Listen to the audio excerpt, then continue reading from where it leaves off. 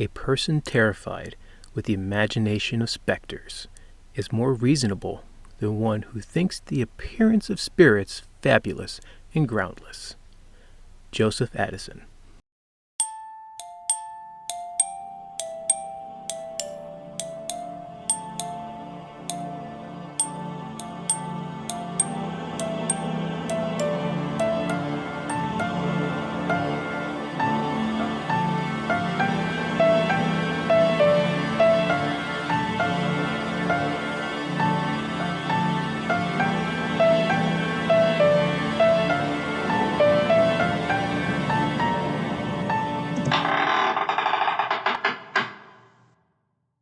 Good evening, Undertakers.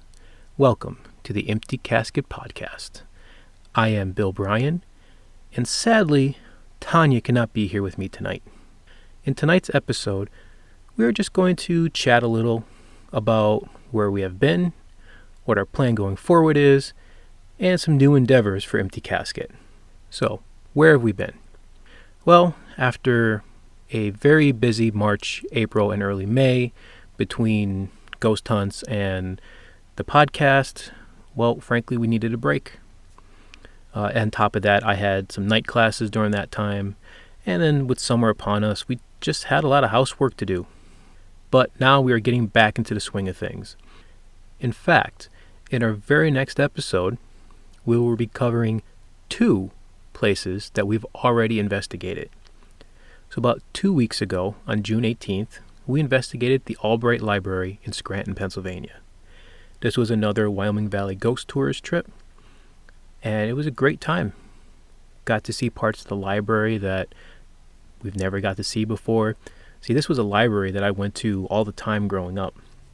It is a beautiful library, and it's literally right next to the Scranton Cultural Center, which we've already investigated.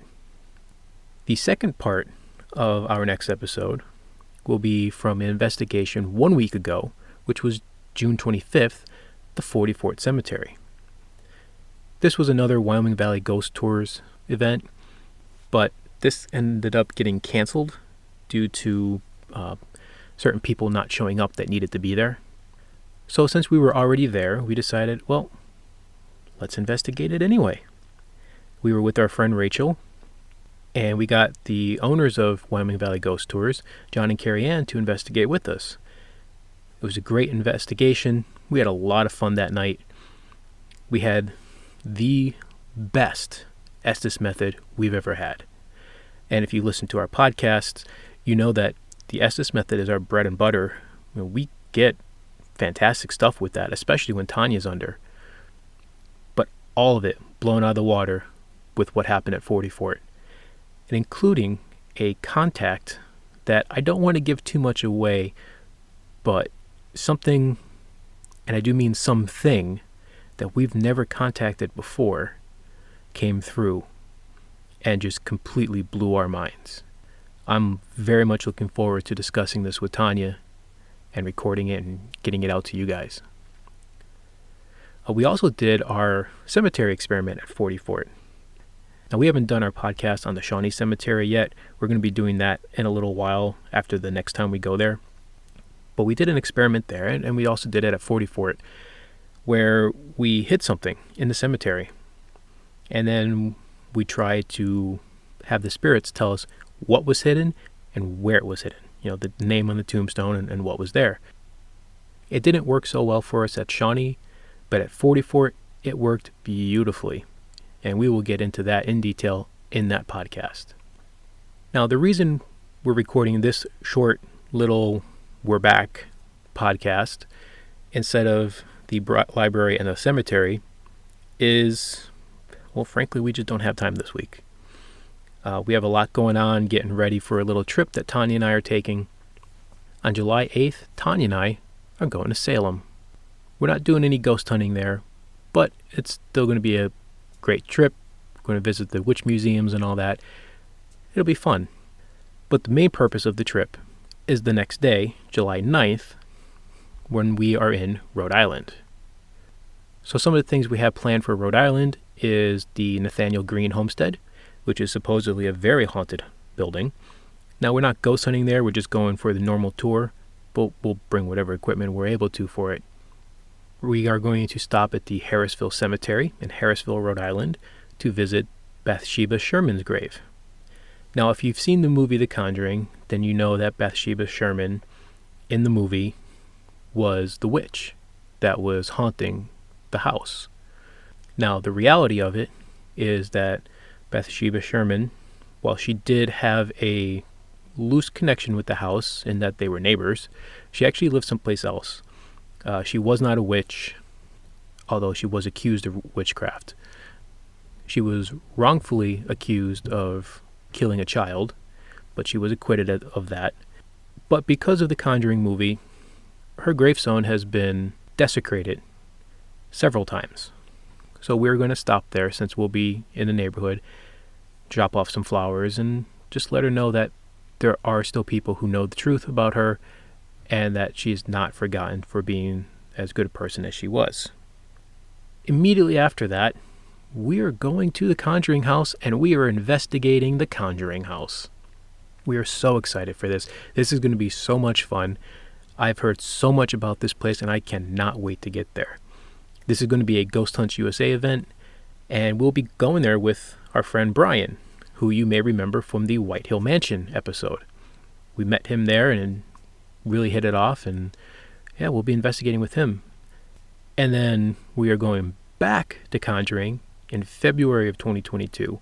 This will just be 6 of us. It'll be me, Tanya, Quaylen, Brian, and our other new friend from White Hill Mansion, Sylvia, and I think she's bringing a friend as well.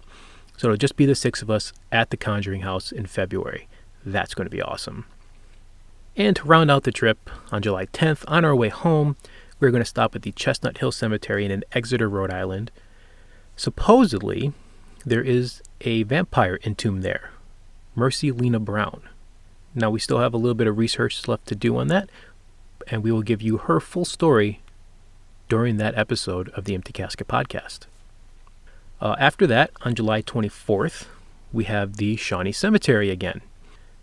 After we do this investigation and we go through our evidence, we will do a joint podcast between our first visit back in May and this visit here in July and tell you everything that happened at both investigations. On August 2nd, we have rented out Pennhurst Asylum in Spring City, Pennsylvania. I am so excited for this. I used to live 10 minutes from there, and I've never been there. It is so excited to be able to get to go to Pennhurst. It's someplace I've wanted to go for a very, very long time, and we're finally doing it. And once again, we will be with Brian and Sylvia, both that we met at the White Hill Mansion. Brian's bringing 2 friends. Sylvia's bringing a friend. It'll be me, Tanya, her son Quaylen, and if you remember from the episode where we investigated her house, Tanya's ex-husband Mike. He's going to be coming with us. So there'll be 10 of us total. It's so exciting to get to go to Pennhurst.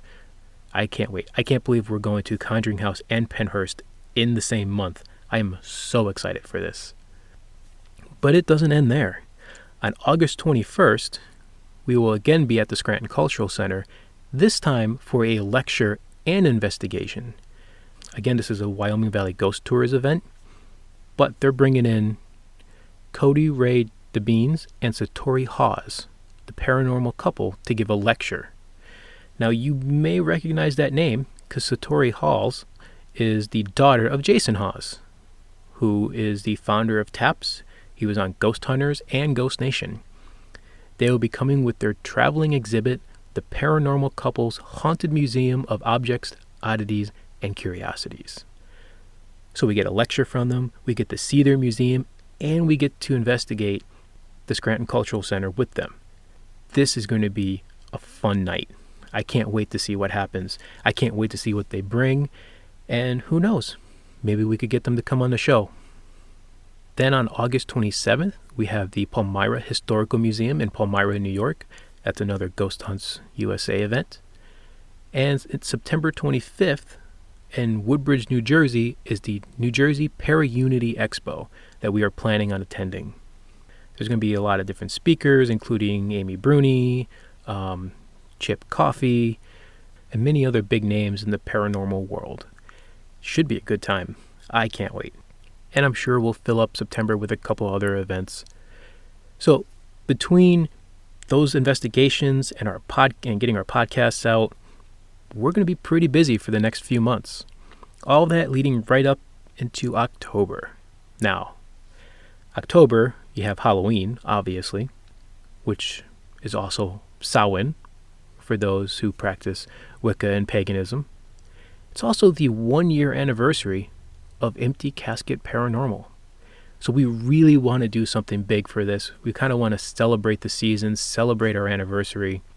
So if you have any ideas or suggestions on great ways that we can celebrate this and maybe even bring some of you guys into it and just do something big and celebrate it, please let us know. You can reach out to us on Instagram at Empty Casket Paranormal. You can contact us on emptycasketparanormal.com or email us at emptycasketparanormal@gmail.com. I don't know what we're going to do yet, but I can guarantee you it's going to be big, it's going to be exciting, and it's going to be fun. So let's go into some things that are new for Empty Casket. For one, we got interviewed ourselves. WNEP, which is a local news station, they have a series of podcasts that they host, one of which is called The Creepy Side of Northeast Pennsylvania. They reached out to us and they wanted to interview us. So we did that. That got released maybe a week or two ago. You can find it anywhere that you get your podcasts. Again, look for The Creepy Side of NEPA. It is episode 26. It's called The Creepy Side of NEPA, Talking Paranormal with Empty Casket Paranormal. So it's a brief half-hour discussion we have with them in which we talk about ourselves, where we came from, some of the investigations that we do, and some of our thoughts on the connection between the paranormal activities in our valley and how they connect to the coal mines. That leads me right into another big thing for Empty Casket that's going to be coming up here in the next few years. And yes, I did say few years. Over and over again, over this last year, we keep hearing from all different podcasts and TV shows, and I've read in books, that northeastern Pennsylvania is a really weird place. Well, I grew up here, so I don't really see it as weird. But I can kind of see how others might view it that way, considering Pennsylvania is third in the country for Bigfoot reports. We're among the top states for seeing UFOs. We have tons of haunted locations. David Paulides of the Missing 411 fame considers Pennsylvania as its own grouping of missing people. And we kind of think that might be all connected to the mines and some of the other weird things that may have been here that maybe we have unearthed while mining. But we can't find any consolidated source with all this information in it and a good explanation as to why this is such a weird area. So Tanya and I have decided that we're going to put that together ourselves. So over the next coming years, we're going to start collecting stories, we're going to start collecting data and information, and kind of figure out why Pennsylvania, and especially northeastern Pennsylvania, is such a weird area when it comes to this high strangeness stuff. Funny thing is, the morning that we decided we're going to do this was the morning that we went to the Albright Library for an investigation. While we were there, they let us into a back room that they don't normally let the public in. As soon as we walked in, there's a filing cabinet that says UFOs. So I said, well, what is that? And she goes, oh, those are all the UFO reports that we have documented here for northeastern Pennsylvania. Oh, can anyone come and look at those? Yeah, you just need to ask for it. We'll come get it for you, and you can make photocopies, all that. Like, all right, so that's a sign for me that, yes, we are supposed to put together this information. Because, what are the chances that we just decided to do that, and we happen to come across a folder with all the UFO reports of northeastern Pennsylvania? Yeah, we need to do this. So we'll be doing that over the coming year. So any of you who are from northeastern Pennsylvania or have traveled through and heard stories, If you have stories of UFOs, cryptids, Bigfoot, paranormal stuff, just send it our way because we're collecting all this. And we greatly appreciate anything that you can give us to help us towards that goal. And the last big thing for Empty Casket is Empty Casket equipment. Now, you have heard us talking quite a bit about our coffin pods that I made all the way back when we did Gettysburg last October is when I first made a REM pod. And then we put it in the casket. And I was only ever going to be for ourselves. And I may have even mentioned in a couple of our previous podcasts that we were thinking about making them and selling them. Well, we are. If you go to www.etsy.com/shop/emptycasketparanormal, you will find our store. Right now, we have some rune sets up. We have our coffin pods that we talk about all the time. We have our new REM and Peace pods, or RIP pods. These are little pocket-sized REM pods that are shaped like tombstones. These things are awesome. I'm really happy with them. Those are up for sale right now, and so far, everyone who has gotten one has loved it. In addition to that, we have added the Coffin 2, and that's coffin with a K. What we do is we take a K2 meter, we add sound to it, we add a temperature sensor to it, and we put it inside of a coffin. This is another big hit that people seem to really be enjoying. And what we're offering is you can buy the Coffin 2 fully assembled, ready to go. Or you can pay for the service, send us your K2, and we will upgrade it accordingly and send it back to you. Obviously, that one's a little bit cheaper. We have a whole list of upcoming pieces of equipment that I'm currently working on designing. One of which is a EVP speaker/visualizer. It'll have a amplifier that you could plug your recorder into, and it goes out to a speaker so you can listen to your EVPs on a little speaker. Now, those things are all over the place. What makes ours special? Well, we are going to add in a noise gate, a sensitivity knob, and a little way to kind of try to visualize the EVP. A LED array that will blink based on the volume. So you can try to tell the difference between your background noise and when there's something else a little bit more there that maybe you need to dial up the gain on the amplifier to hear a little closer, or dial back the noise gate to make it a little clearer.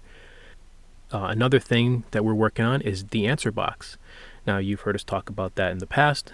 It's very similar to the Flux 2, in which it gives you a red or green light based on what side is activated and allows you to ask yes/no questions. We built one. It was a big hit, but it's not really producible. So I'm tweaking the circuitry inside of it a little bit to make it work a little bit better, and need to design something to put it in so that we can start selling that. We're working on some doorway alarms. We have a low price one that will be coming out shortly, in which when you cross the beam, a little buzzer goes off. And then we have a higher end version, which is going to be very similar to the Paranormal music box, in which when you break the beam, it's going to play some music. That one will look a little cooler. It'll have that music feature instead of just a buzzer. We have our spectral water wheel that we have built and we've been using.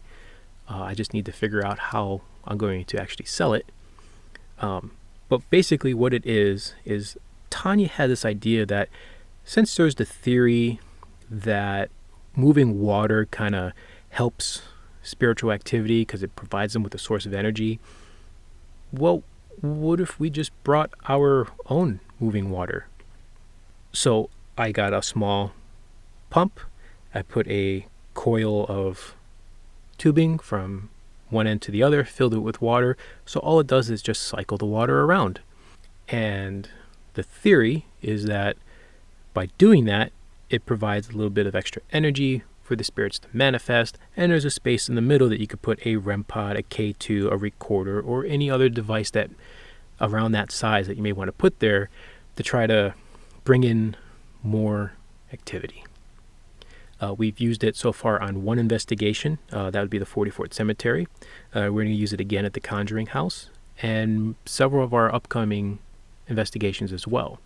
So once we test it out a little bit more and we come up with a better way of packaging it, that'll be for sale. And finally, the last thing that I'm currently working on is a multispectral camera.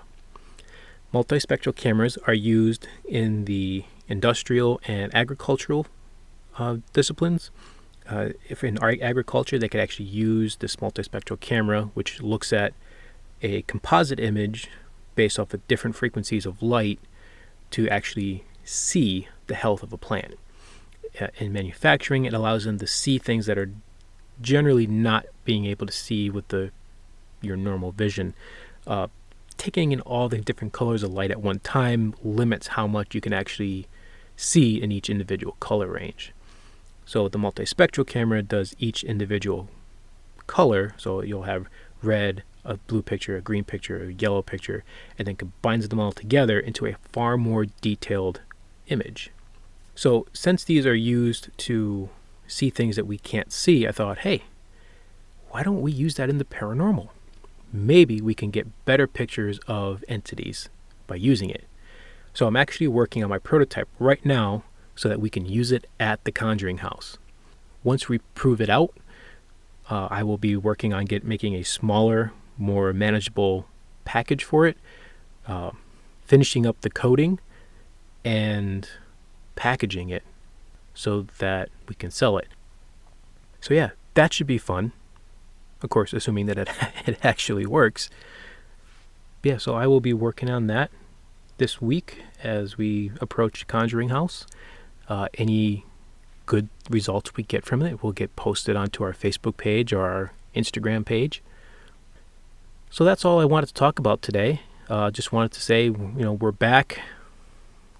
We've been away for a little bit, but we're back at it. We're knee deep into it, and we're going to keep going strong for the next few months. We have big things planned for Empty Casket, and the next year is going to be awesome. So I hope you'll stay with us for the ride. I apologize again for being absent for so long without, reaching out to you guys, but if you hang in there with us, we have a lot of cool stuff coming up. Yeah, just can't wait to see where this brings us. So, with that, I wish you all a very good night, and we'll talk to you again soon.